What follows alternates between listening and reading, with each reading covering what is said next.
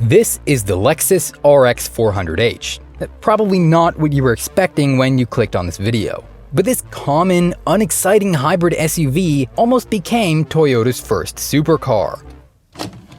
The year is 2004, and Lexus is about to unveil a hybrid edition of their mainstream SUV.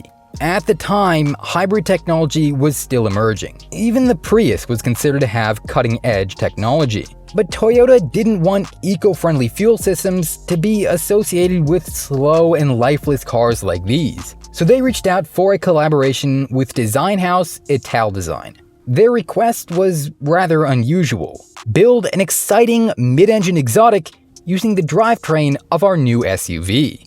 Italdesign has an impressive track record of automotive art, including cars like the Lotus Esprit, BMW M1, and Maserati MC12. And although Toyota's task seemed like an odd one, the RX wasn't always the dull car we know today.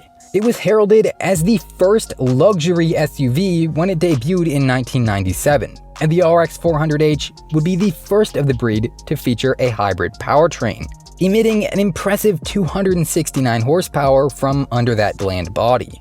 In fact, the technology was so incredibly ahead of the curve that putting it in an exotic sports car wasn't so out of place. Italdesign placed the battery pack in the floor for a lower center of gravity, keeping the car planted and stable around corners. The 3.3-liter V6 from Lexus was nestled in the back of a carbon fiber tub chassis.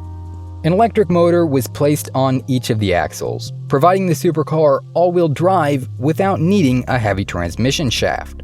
Output was increased over the RX to an impressive 400 horsepower, a number that matched Chevy's new C6 Corvette, which came out the same year. Toyota and Italdesign named their creation Alessandro Volta, or Volta for short, after the Italian scientist who is credited with inventing the battery.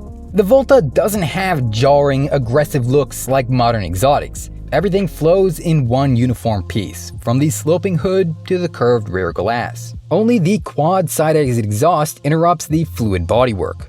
Italdesign says the racing shape was inspired by cars like the Volkswagen W12, BMW Nazca, and Alfa Romeo Sciarra. Photos from the unveil at Geneva Motor Show reveal the steering wheel fixed in the center position, but concept art and the integrated gauges suggest it could have been laterally adjusted to suit your preferences, a feature allowed thanks to drive-by-wire technology and the 3-seater layout.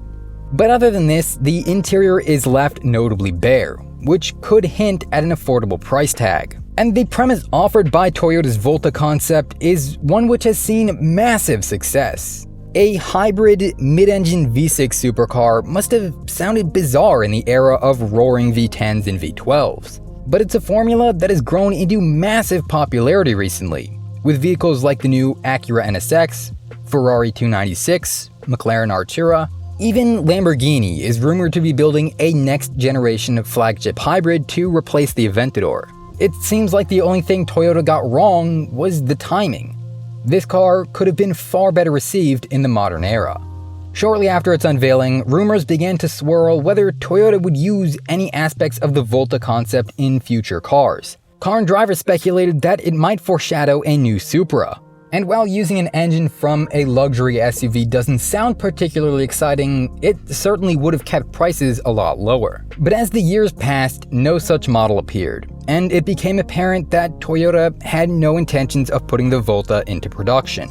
It served only to excite crowds for the new SUV, and offer a glimpse at the future of electric technology. The Volta faded into automotive history, and we can only wonder what it might have cost. A Lexus RX at the time would have set you back just $42,850.